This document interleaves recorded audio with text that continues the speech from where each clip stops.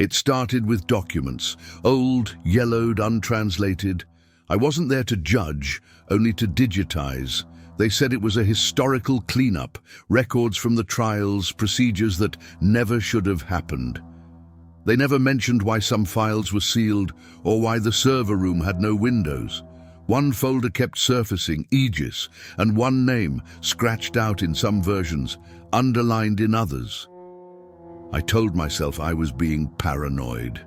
Everyone here signed confidentiality forms. Everyone here was ethically cleared, but the air felt wrong, like the walls remembered something. Then one night I heard my own voice playing over the intercom, reading consent. I hadn't recorded anything. The screen in front of me flickered and someone smiled back. I think it was me. This is what they asked me to record. A voice for continuity. So if you're hearing this, you already stepped too far in. They flew me out on a Sunday. The facility didn't have a name, just a code, RK Delta, set between two ranges of forest and fog, past a chain of unmarked checkpoints. The shuttle dropped me off near dusk. No signposts, just a security gate and a building that looked like it had been buried, then reluctantly dug back out. I was told my job would be simple: digitize old legal archives for a federally backed historical repository. War records, tribunal minutes, medical protocols, mostly from post-World War II. The kind of work nobody wanted to do, but someone had to. The kind of job that kept you invisible, quiet, and well paid. They assigned me a temporary ID badge, a locker, and a room without a window. The document room, my assigned space, was deep in the sub-levels, past double-sealed doors and a narrow concrete corridor lit by flickering fluorescence. Inside, metal shelves loomed with stacked boxes, each tagged with hand-inked catalog numbers that didn't match any public registry I'd ever seen. The first week was dull. Page after page of transcripts, long-winded hearings, testimonies full of bureaucratic detachment and phrases like subject deemed non-viable, informed consent omitted for urgency, results within statistical deviation, mostly in German, some poorly translated, some never translated at all. Then I noticed it. A recurring name in the margins, usually circled, sometimes crossed out. Aegis, sometimes written in cursive, sometimes typed, once scratched in red ink across the entire header of a medical assessment report. I flagged it internally, but said nothing. You don't ask questions in a place where no one talks during lunch. The more I looked, the more it showed up. Project Aegis, in a series of handwritten protocols dated before the trials, then reappearing after, buried in unrelated boxes labeled dismissed evidence. Yet the signatures, stamps, and approval forms were modern, digital, recent. One file had metadata from just 2 months ago. At first, I assumed it was a reclassification. Maybe someone was tagging legacy files with contemporary codes, but the content didn't match that theory. These weren't notes for archiving.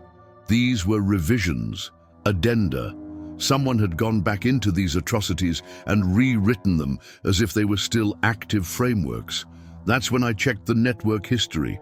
Some of these files weren't just being stored, they were being accessed, viewed, edited. The access IDs were masked, but the timestamps were regular, as if someone was watching them, working from them, weekly. That same day, I overheard a conversation I wasn't meant to hear. 2 staff in the stairwell. One said, "Did he sign clearance A or B?" The other replied, "Doesn't matter, as long as he signed something." I stopped logging edits. I started printing things out and hiding them in the lining of my locker. I created offline backups. I disconnected from the secure terminal and used my own drive, against protocol. That night, my access badge stopped working. When I reported it, they said it had been reactivated remotely. No one claimed responsibility. A few days later, I found a file in my pending queue with no title, just a timestamp and a language flag. DE. I opened it. It was a scanned page, yellowed and creased. No letterhead, no formal structure. At the top, handwritten, Erlaubnis ist Zustimmung. Permission is consent. Below it, a list of test groups and conditions, all unnamed, only numbered. One note stood out. Subject identities may fluctuate, but compliance is reinforced by archival permanence. If it's in the record, they believe it happened. If they believe it happened, it becomes real. Observation confirms history. My terminal froze. The screen went black for a full 20 seconds before rebooting. When it came back online, the file was gone. I checked the printer logs. Nothing, but the page was sitting on my desk, still warm. The word approved was stamped in red across the top of a document that should never have existed. No title, no author, just a date. Recent, too recent. It listed a series of procedures. At first, they looked like summaries of medical trials until I read more closely. They weren't summaries. They were revisions, edits of what had once been forbidden.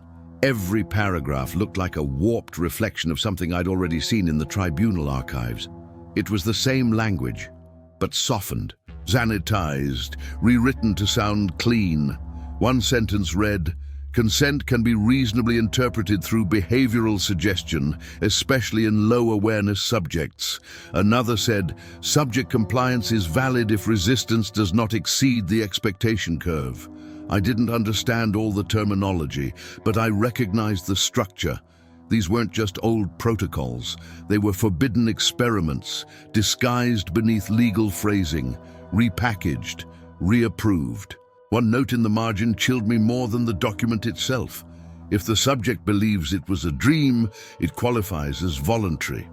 I found more files like this, stamped, approved, and sorted by phase. The titles were cold and precise. One document outlined neural reprogramming through sensory control. Another described identity separation using dream states and memory disruption. One chart tracked subject compliance through exposure to audio narratives, like someone trying to rewrite a person by making them listen to their own thoughts. Each page had been reviewed, signed, not in the past, but within the last few months. One paper used the phrase, "ethical realignment of previously unusable methodologies." They weren't studying these files, they were using them. I tried searching for the agency listed on the documents. The name was long, something about post-ethical research oversight. But no matter how I phrased it, nothing came up. No listings, no articles, no records. It was like the agency only existed inside this building. The deeper I went, the worse it got. A chart labeled Phase 4 described what they called the integration of observers into the test environment. It didn't explain what that meant, just that it was critical for validating long-term continuity. I shut the file, locked the terminal. Went back to my room, didn't sleep. The next morning, my backup drive had been wiped. My locker was empty. The papers I had hidden were gone. No one said anything. No one asked. I returned to the archive room and sat at my terminal like nothing had happened. I smiled at the cameras, pretended to work, but I started watching what they queued into my system.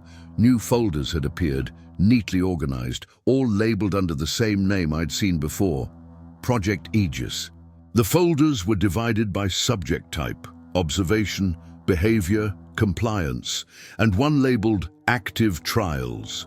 That folder was locked, but when I clicked on it, it opened. Inside, a single document.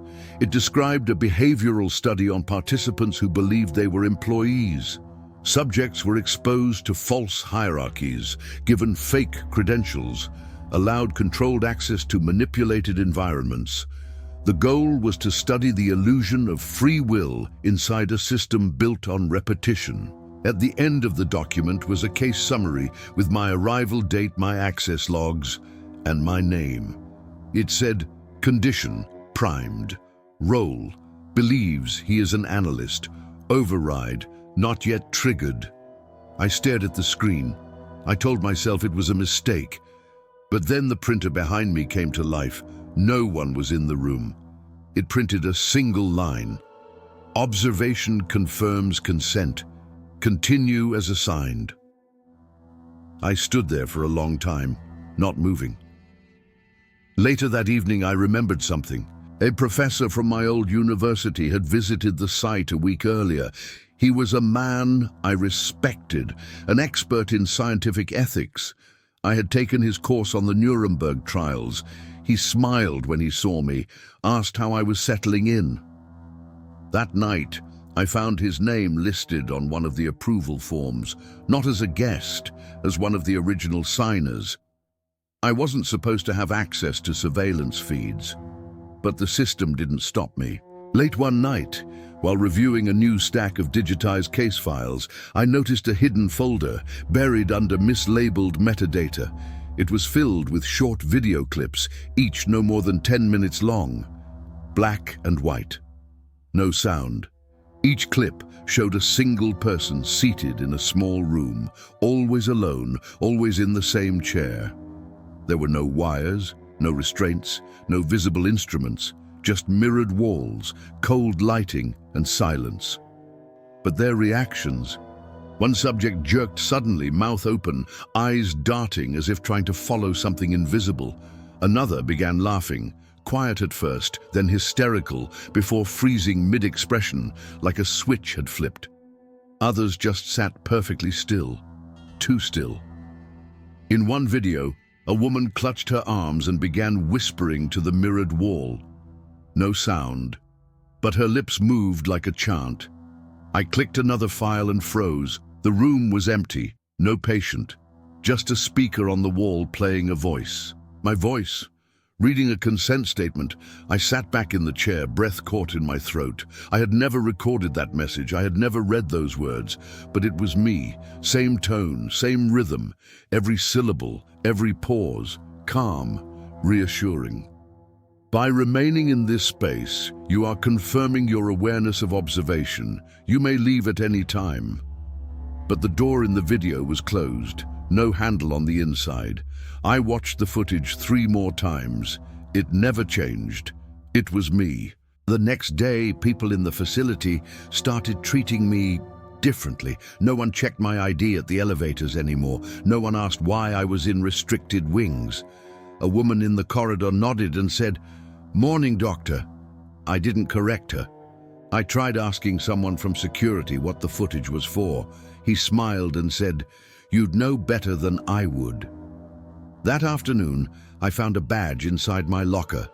Not my temporary clearance. This one was permanent. Plastic, embedded chip. My face, clean and centered, and beneath it the word evaluator. I brought it to the front desk to ask where it came from. The woman behind the glass looked at me like I was confused. "You've had that badge since onboarding," she said. "Is it not scanning properly?" I told her this was my first time seeing it. She paused, then said, "Maybe you just don't remember signing." Her voice was calm, too calm. The way nurses speak to people they know are fading. That night, I tried to retrace every step I'd taken since arriving. My memory felt intact, but small details were wrong. My clothes had no name tags. My notebook was missing entire pages. My calendar had been synced to someone else's time zone. I returned to the archive wing. The door opened before I swiped my badge. I wasn't alone. A woman I hadn't seen before stood at the far shelf, holding a worn folder. Her lab coat had no ID. Her eyes were glassy and distant, like someone floating between sleep and speech. I asked if she worked here. She looked at me, expression unreadable, and said, "You're not supposed to ask." I asked what she was reading. She said, "Your file."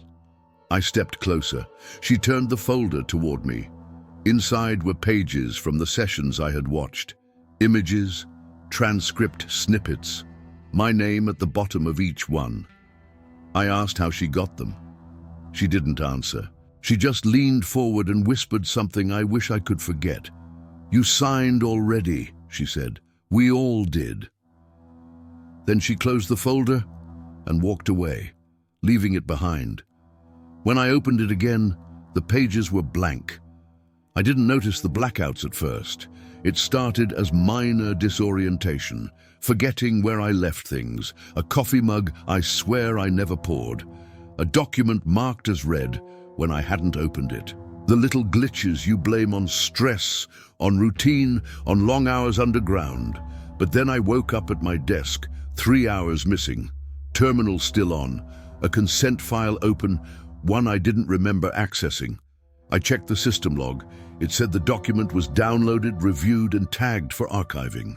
By me. Same user ID, same terminal. The file was titled Reversal Clause 3.1. It took me 3 readings to understand it.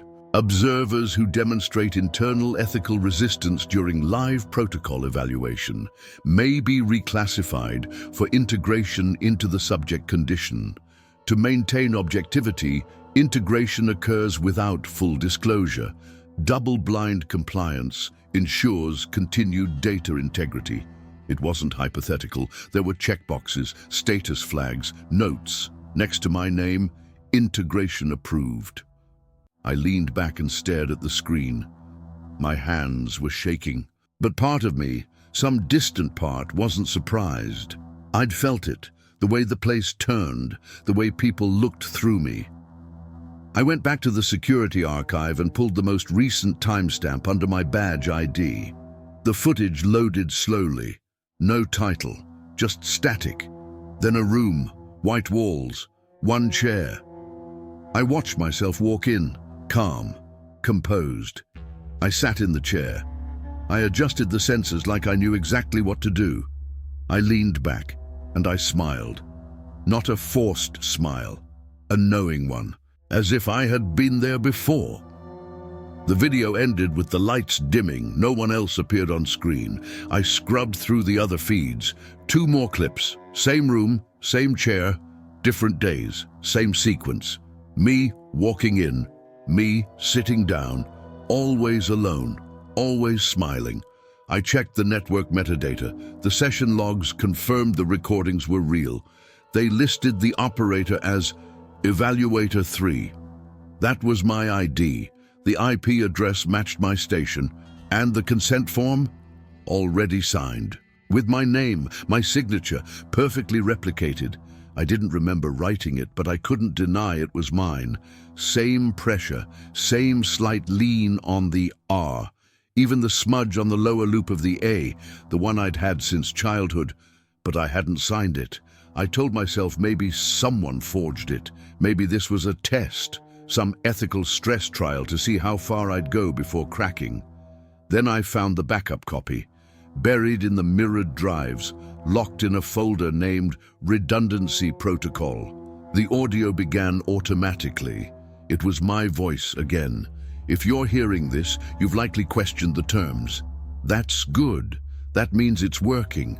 But the system already flagged you. It needs observers who forget the lines between roles. The loop depends on it. My voice paused, then added, just sit down. Accept the continuity. You'll feel better soon. I closed the file. I stood up. My legs barely worked. In my pocket, though I don't remember putting it there, I found another form. Folded, crisp, printed on thick recycled stock, the kind used for formal authorizations. I unfolded it slowly. Top line, Evaluator Role Update, Status Adjustment, Subject Class. At the bottom, my name, my ID, and my signature. The ink wasn't dry. I hadn't written it, but the pressure in the strokes told another story. It was real. I read the Nuremberg Code again. I'd seen it before, once printed in a thin booklet during university, once tacked to the wall of a dusty ethics seminar no one took seriously. Back then it felt like history, heavy, tragic, but distant. Now, every line read like a prophecy. The voluntary consent of the human subject is absolutely essential. But here, voluntariness had become something else. An illusion wrapped in compliance, a feeling more than a fact. One afternoon, I passed 2 staff members in the elevator. One said, voluntariness is perception. The other nodded, retention is cooperation. They didn't whisper, they weren't joking, they said it like doctrine. Later that day, I tried to leave. No alarms, no warnings, just a locked door and a scanner that refused to recognize my handprint.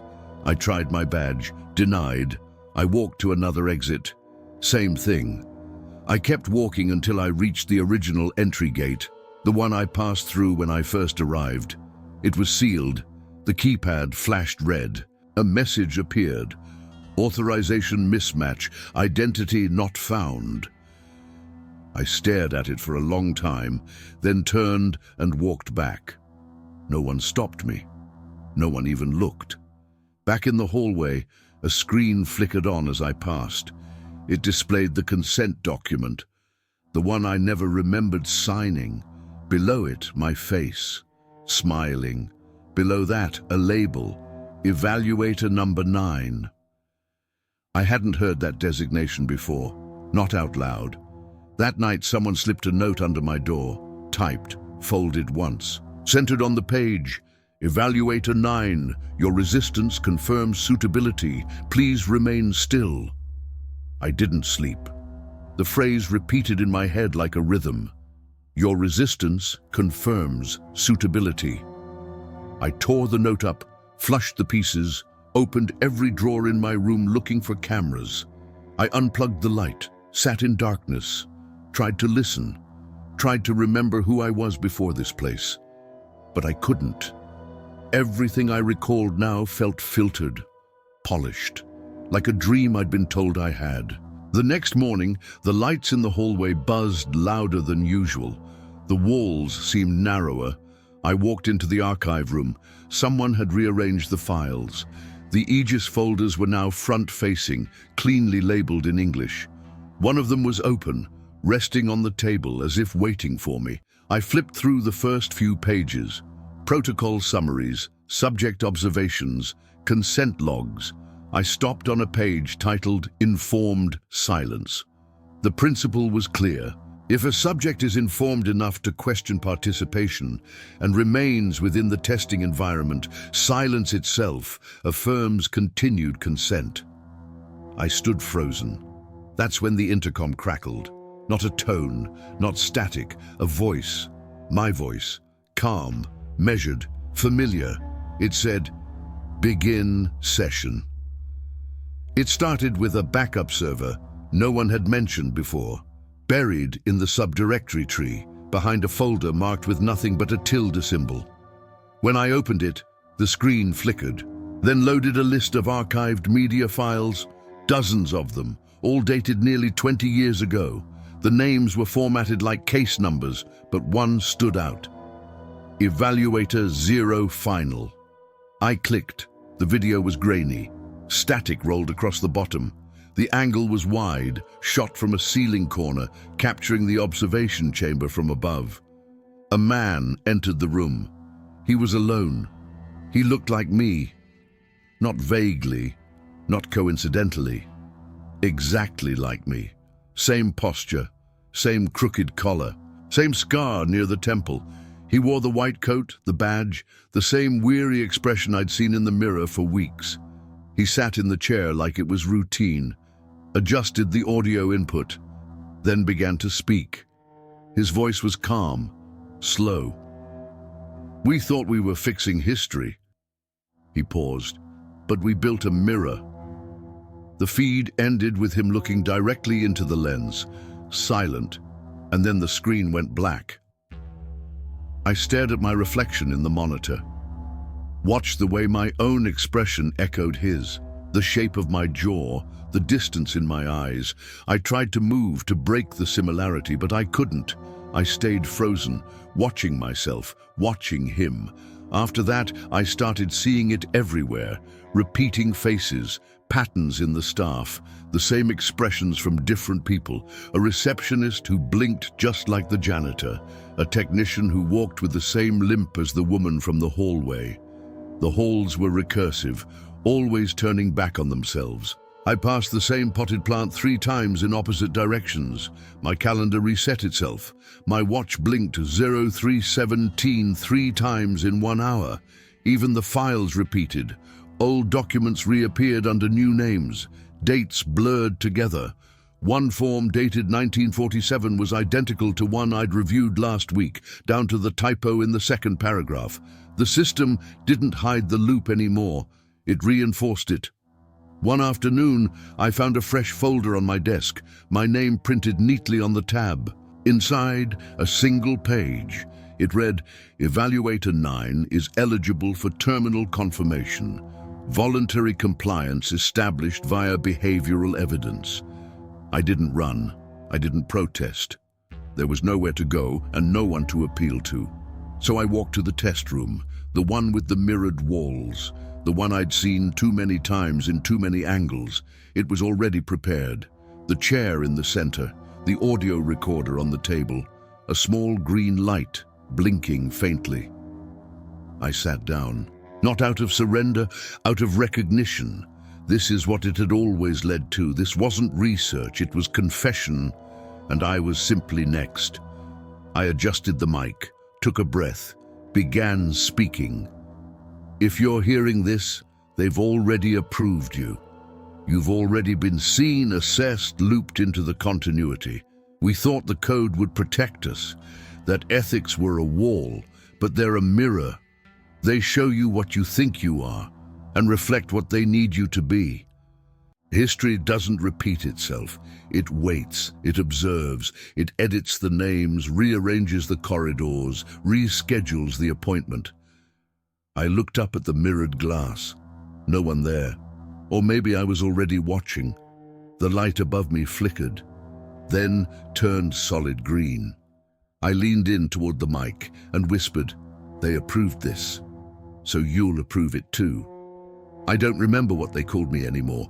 Evaluator, observer, patient. I write to remember, but the words vanish by morning. The paper stays, but the ink runs or fades or simply unwrites itself. Sometimes I catch glimpses of someone watching me from behind the glass. Young, focused, like I once was. They give him the same folder they gave me, the same transcripts.